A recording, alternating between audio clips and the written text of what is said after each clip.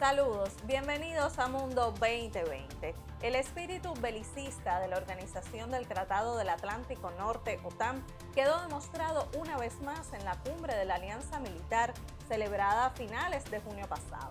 Con la justificación de enfrentar la operación de Rusia en Ucrania, el bloque fundado en 1949 anunció el aumento de efectivos cerca de la frontera rusa de unos 30.000 a cerca de 300.000, o sea, 10 veces más. En el programa de hoy profundizaremos en el nuevo concepto estratégico de la OTAN, que aboga por reforzar la defensa, declara a Rusia como amenaza y a China como un desafío que pone en peligro intereses y valores de la organización. Para el análisis, contactamos de inmediato con el analista Nelson Roque del Centro de Investigaciones de Política Internacional. Bienvenido a Mundo 2020. Bueno, muchas gracias por la invitación. Como ustedes saben, para mí es un placer estar con ustedes aquí una vez más. Y bueno, creo que no sea la última tampoco. En su más reciente cumbre, profesor, la OTAN declaró a Rusia como la amenaza más significativa y directa, lo decía hace un instante, para la seguridad de los aliados y para la paz en la zona euroatlántica. Ese precepto podría decirse que no es nuevo, pero se ha divulgado como si fuera totalmente novedoso, como un giro de 180 grados. ¿Por qué cree usted que ha sido así? Bueno, en primer lugar, les digo que el concepto estratégico que estuvo vigente hasta hace unos días se aprobó en el año 2010 con el objetivo de que durara 10 años, es decir, que hasta el año 2020 rigiera los destinos de la OTAN. En aquella época había llegado a la presidencia de Estados Unidos Barack Obama, que venía acompañado de toda una parafernalia de cambios, y entre esos cambios que él traía, uno de ellos fue en la relación con Rusia hacer una especie de reset, según se plantea en inglés, que es reiniciar la máquina en este caso. A principio de su presidencia hubo cierto acercamiento con Rusia, se mejoraron un poco las relaciones y el concepto estratégico sale precisamente en esa época, en la parte correspondiente a lo que es el medio en que se desenvuelve la seguridad en esa época.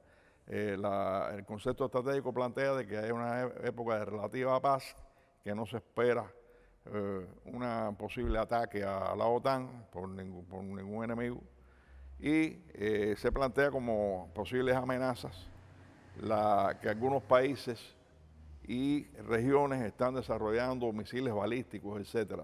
En esa época, Rusia estaba precisamente enfrascada en la modernización de su armamento y la modernización del ejército. Incluso se estaba probando un misil que se lanza desde un submarino, el llamado Bulava, que era noticia en aquella época. Es decir, no se menciona Rusia, pero sin embargo Rusia era uno de los países que estaba desarrollando este tipo de armamentos. En cuanto a las amenazas, bueno, ellos planteaban las mismas amenazas que se plantean actualmente: la proliferación nuclear, el terrorismo, la ciberguerra, etcétera.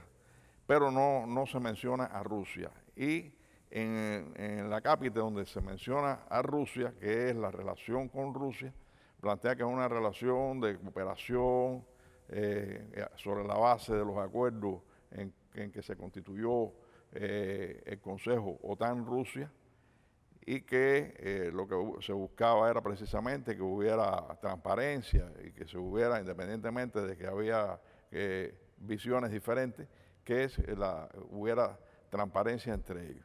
Así que no se menciona en ese concepto estratégico nada a Rusia como enemigo. Sin embargo, en ese momento que está surgiendo, se está poniendo en práctica ese nuevo concepto estratégico para la época, la OTAN estaba instalando el escudo antimisil contra Rusia.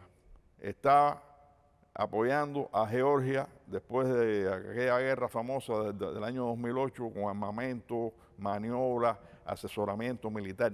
Estaba apoyando al gobierno que había en Ucrania en aquellos momentos, que también era un gobierno de corte fascista como el actual, y estaba propuesto tanto la Georgia como Ucrania pasar a la OTAN.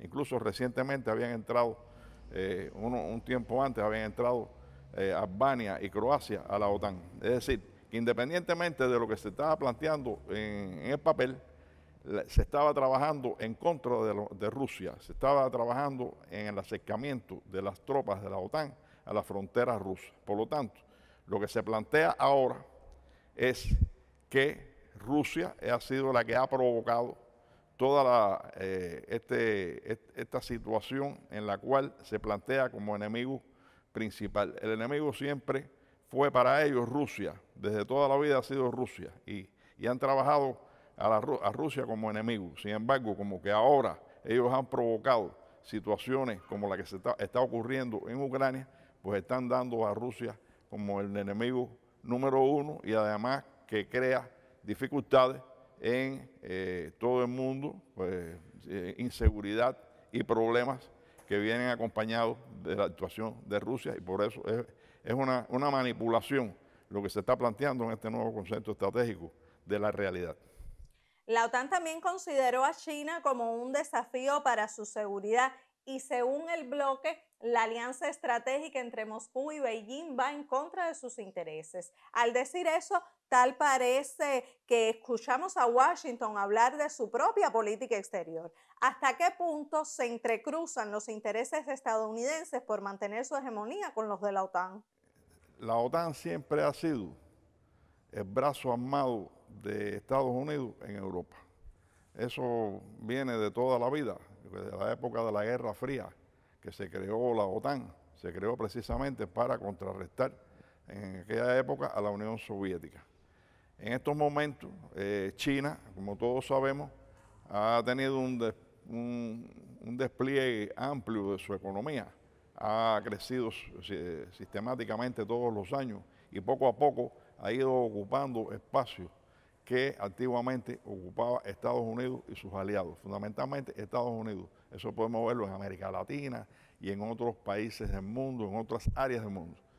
China se está convirtiendo para Estados Unidos en una amenaza, porque ellos pretenden, es decir, Estados Unidos pretende mantener una hegemonía que ha mantenido durante todos estos años, desde el siglo pasado y desde después de la Segunda Guerra Mundial, que fue cuando realmente alcanzaron esa hegemonía en el mundo, y la ve amenazada.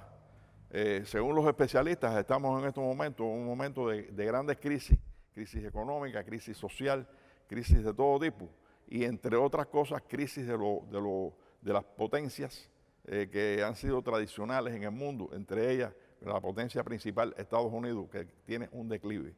Estados Unidos está tratando de evitar ese declive y esa caída, y ha presionado sistemáticamente a los europeos para que lo acompañen en su política, y actualmente prácticamente la Unión Europea, por un lado, y el resto de los países europeos que no son miembros de la OTAN, están adheridos a esa política exterior de Estados Unidos y lo están acompañando en evitar que el capitalismo mundial sufra un declive y haya un cambio en la correlación de fuerzas mundiales.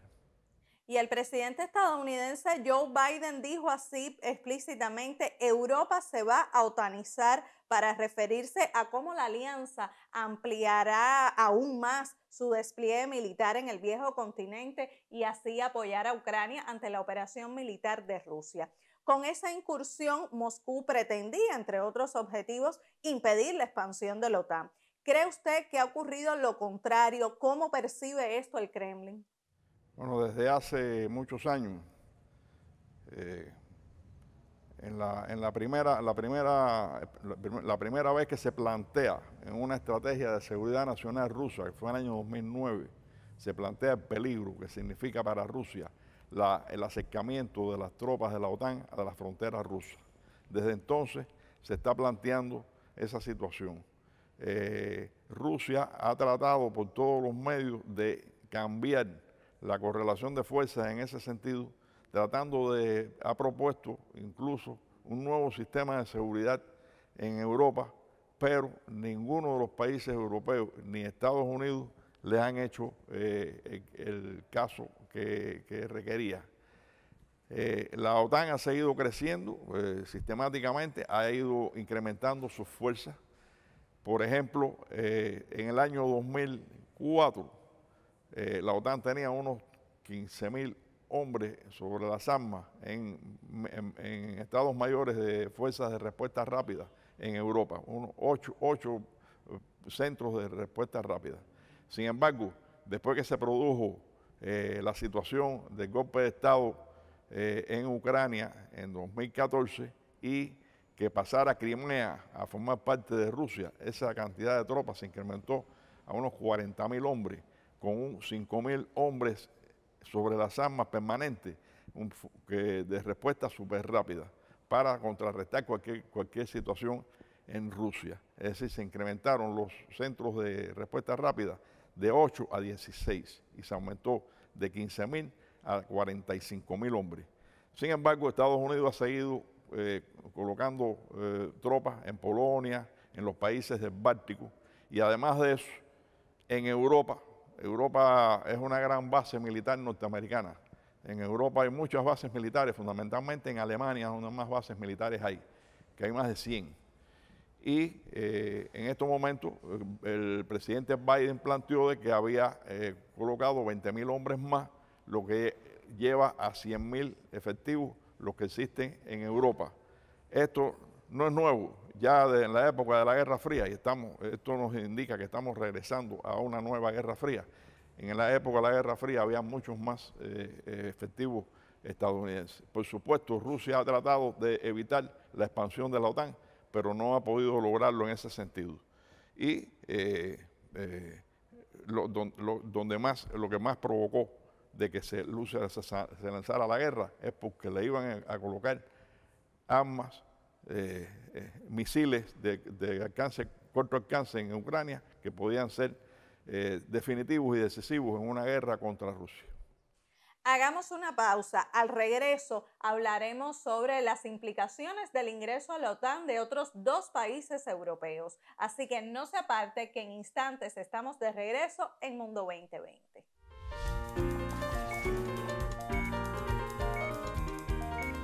En este laboratorio realizamos la síntesis de oligonucleótidos desde hace unos 40 años. Hemos garantizado el suministro de este tipo de moléculas para diferentes aplicaciones en biología molecular en todo el territorio nacional.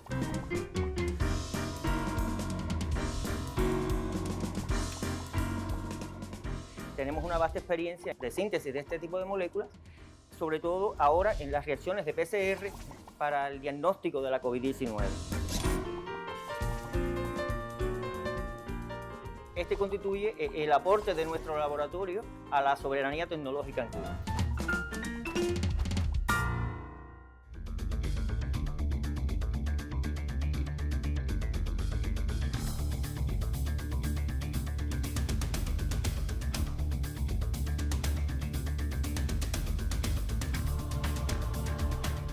Seguimos conectados en Mundo 2020. Hoy hablamos sobre el nuevo concepto estratégico de la OTAN, una organización que congrega a 28 estados de Europa junto a Estados Unidos y Canadá. A pesar de ser una alianza internacional, en la práctica se comporta como un instrumento de Estados Unidos. Hace unos años, en época de Donald Trump, el presidente francés Emmanuel Macron dijo que la falta de liderazgo estadounidense causaba la muerte cerebral de la OTAN.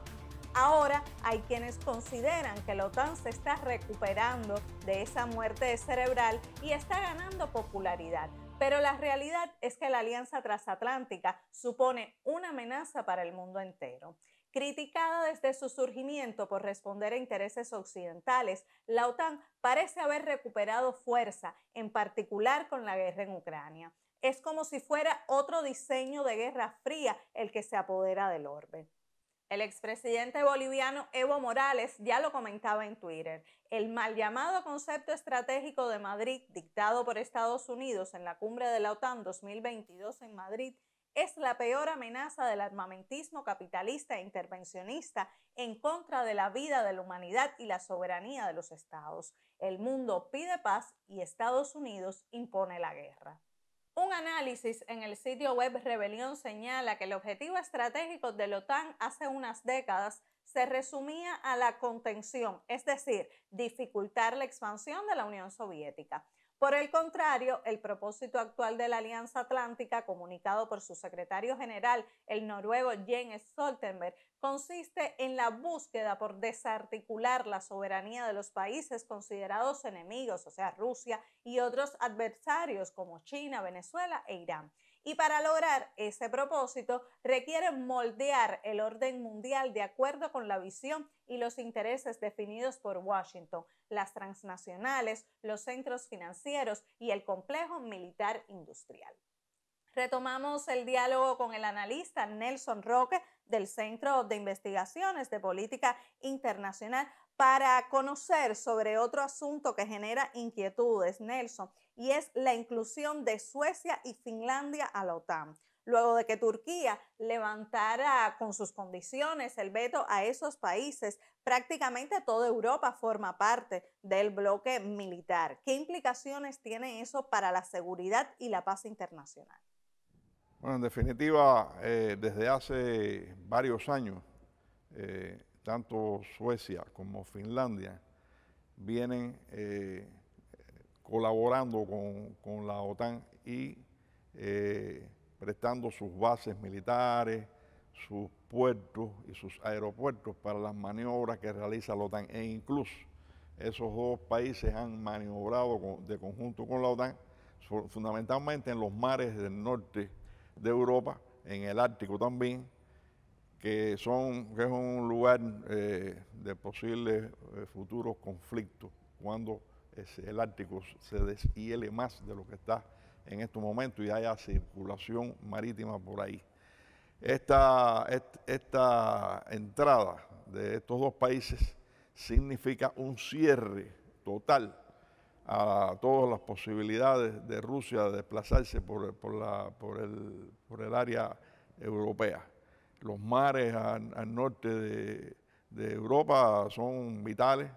Rusia tiene mucha navegación de carácter civil y de carácter militar, y además en el Ártico tiene un área bastante grande que reclama como suya.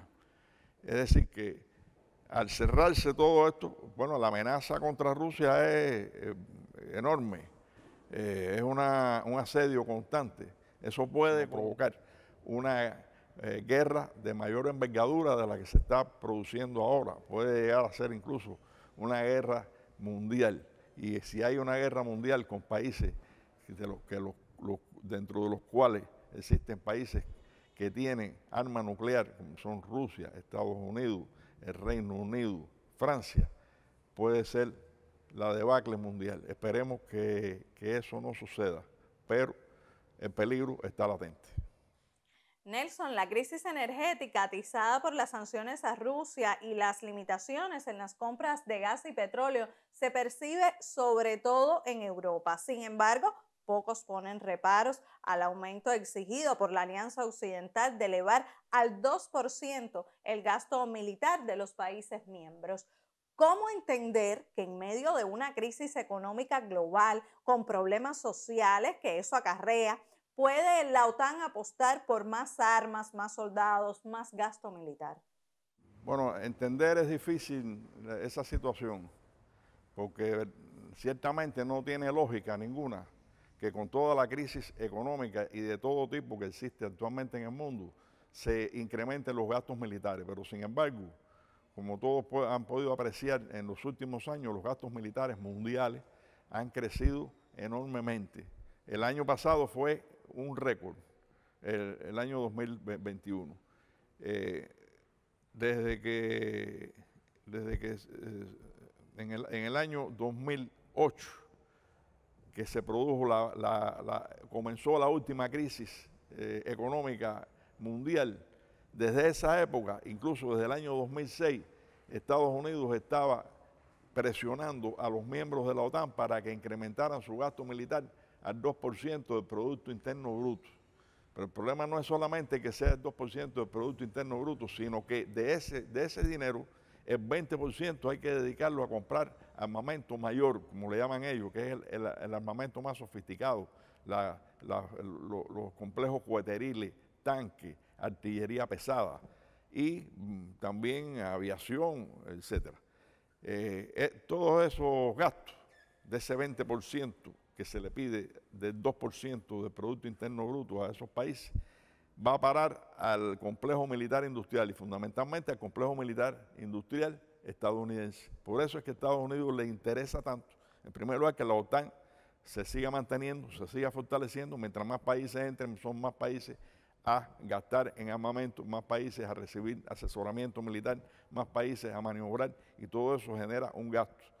En definitiva, toda la vida Estados Unidos ha propiciado que haya conflictos en el mundo para poder vender su armamento, que es una de las industrias más importantes que ellos tienen. Por eso, aunque es ilógico que suceda en una situación tan conflictiva como la que tenemos actualmente en el mundo, eso no va a parar, va a mantenerse porque le conviene al complejo militar industrial. ¿Y qué escenarios usted vislumbra teniendo en cuenta el rearme de la OTAN y sus pronunciamientos belicistas? Bueno, según todos los especialistas, o una buena parte de los especialistas de estos tipos de temas internacionales, el mundo se encuentra abocado a un cambio en la correlación de fuerzas. Es decir, ir saliendo de lo que es la hegemonía estadounidense, y no solamente Estados Unidos, sino Estados Unidos y sus aliados, y a un cambio al multilateralismo.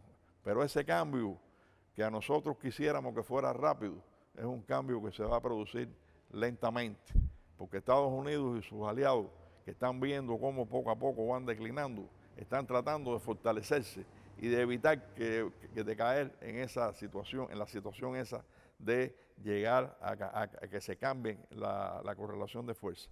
Por lo tanto, mientras tengan el poder suficiente y tengan las posibilidades de construir armamento y de crear conflictos en el mundo, esto va a continuar por un tiempo, yo creo que bastante prolongado, desafortunadamente, y que a la larga puede crear problemas que pueden desembocar en conflictos de mayor envergadura, como hablaba en la pregunta anterior. Esa es lo que yo veo para el futuro. Yo creo que estoy de acuerdo con los especialistas que plantean que va a haber un cambio, pero ese cambio no va a ser de pronto. Ese cambio se va a demorar. Nosotros quisiéramos que fuera más rápido, pero va a haber conflictos y vamos a estar viviendo unos cuantos años en conflictos.